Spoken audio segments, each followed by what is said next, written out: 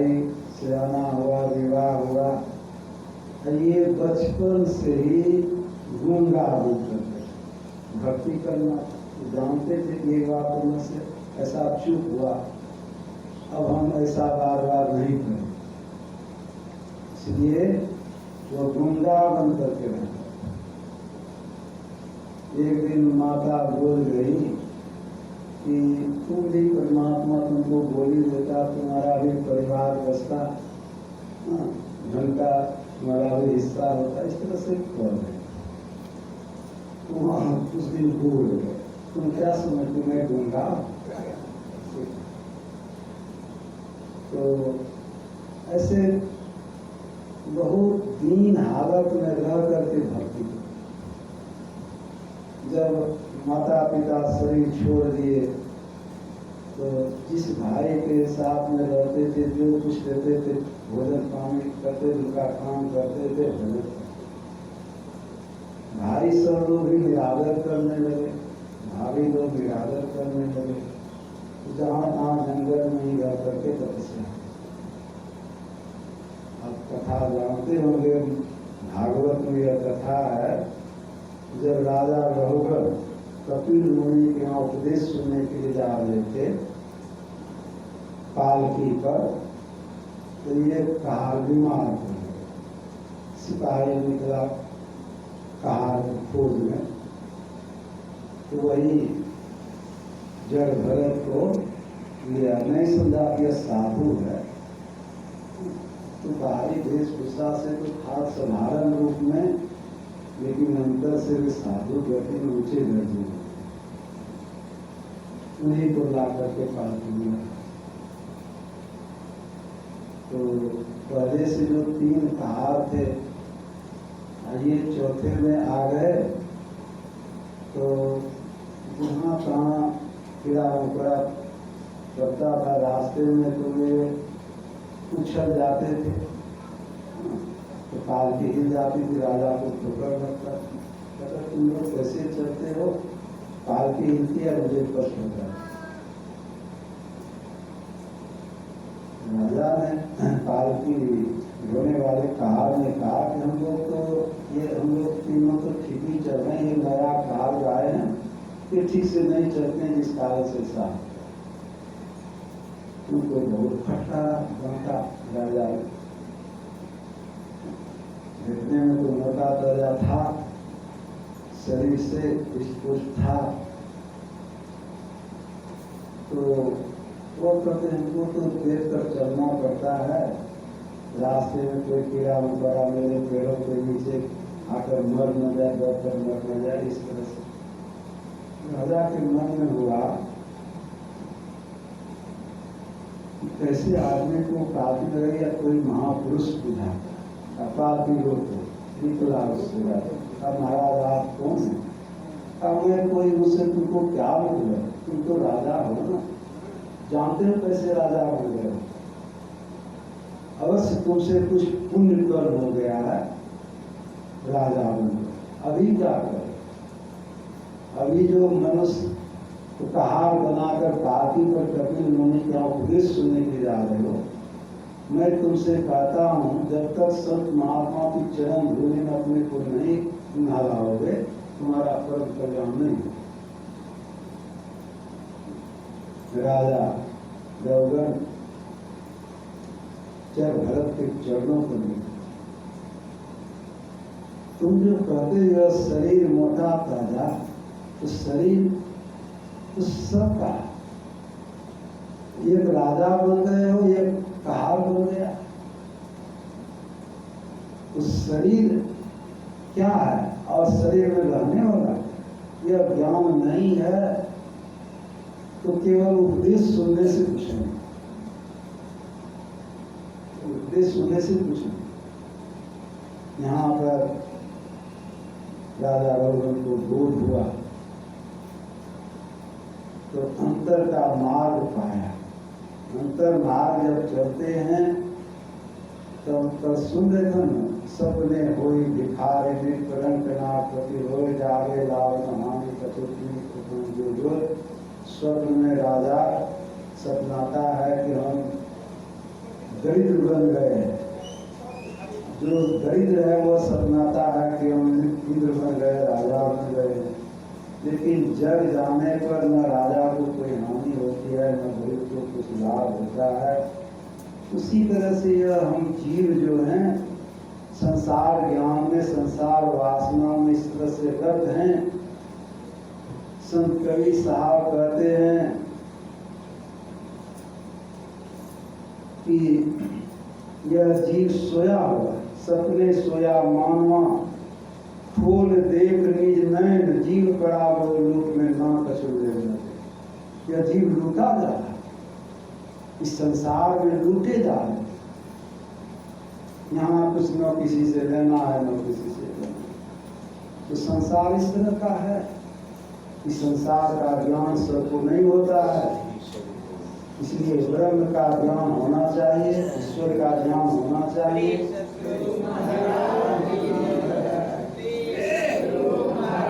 तो संत लोग कहते हैं ईश्वर की भक्ति है और सदाचार का पालन। ईश्वर भक्ति करने के लिए ईश्वर स्वरूप का ज्ञान होना चाहिए। ईश्वर स्वरूप का ज्ञान नहीं है, वो उसी तरह से चलते हैं जैसे कोई मुसाफिर चलता हो और उनको गंतव्य स्थान मालूम नहीं है कहाँ जाना है, वो उसी तरह से भटकता रहे।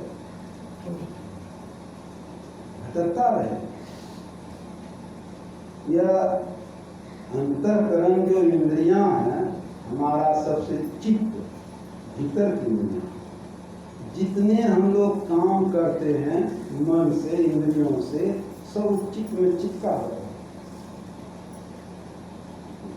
जैसे कैसेट बनाते हैं, इतना महीन उसमें सब चिपका हुआ है, छोटा सा यंत्र है, अब कितने उसमें आप भर देते हैं सब रूप, जैसे जैसे निकालते हैं वो निकलता है। उसी तरह से यह चित्त देखने में नहीं आता है, ये सब वासना भरी है। जितना काम किया अच्छा गया सब उसमें चिपका है। उसको निकालने का काम बिना ईश्वर भक्ति से खाली कर देंगे। दिल का हुजरा साफ कर जाना के आने के लिए, ध्यान गैरों का उठा उसके उठाने के लिए संकुल से साफ हो। दिल की कोठरी को साफ करें, साफ नहीं करें, किसी को बैठावेंगे जैसे तैसे स्थान में बैठा, कोई पवित्र आदमी है तो जैसे तैसे स्थान में बैठावे, उसके लिए पवित्र स्थान। परमात्मा परम पवित्र हैं, उसको लाने के लिए इस शरीर रूपी कोठरी को पवित्र बनाना पड़े, जैसे तैसे नहीं आए। यह चित्त में अनेक वृत्तियां हैं, सभी वृत्तियों को समर्पित करें। लोग जाते हैं शिवालय में जल चढ़ाने, संत लोग कहते हैं अपनी वृत्ति का ही वहां 1 करोड़ वही जल ढाल दे जाए। बाहर में जल चढ़ाने से क्या होगा, माथा पकड़ने से क्या होगा, बाहरी से कुछ होता जाता है। संत लोग युक्ति बतला देते हैं, उस युक्ति से मुताबिक से चित्त को कारण भगवान राम कहते हैं मैं करता हूँ, भोगता हूँ, सुखी हूँ, दुखी हूँ, यही चित्त का धर्म है। इस चित्त के धर्म से अपने को छुड़ाइए, तभी भक्ति हो। इसके लिए प्रयास करना पड़े, योग करना पड़े, अनेक वृत्तियों से अपने को अलग करना, एक में जोड़ना। एक क्या है, एक तत्व क्या है? एक तत्व का दृढ़ अभ्यास करेंगे तभी चित्त वृत्ति को कोई रोक सके। एक तत्व है बिंदुता, एक बिंदुता, उसमें मिट्टी, पानी, अग्नि, हवा, आकाश नहीं है, लंबाई चौड़ाई मोटाई गहरी नहीं है। एक बिंदुता प्राप्त करने के एक तत्व का दृढ़ अभ्यास। यहाँ परम तत्व है, परम तत्व को गुरु महाराज सार शब्द है, जो परमात्मा से निकला हुआ शब्द। उस आदि शब्द में जिसकी वृत्ति जुट जाएगी तब सारी वासना नष्ट हो जाए, कोई वासना नहीं, उनके ऊपर उत्तरायण दक्षिणायन का कोई प्रभाव नहीं पड़ेगा। ऐसे ज्ञानी पुरुष जो होते हैं निर्भयता को प्राप्त करते हैं। जब तक किसी शरीर में रहेंगे सबको डर बैठना, सबको डर बैठना। किसी लोग लोकांतर में रहने से कोई निर्भय हो गया ऐसा नहीं।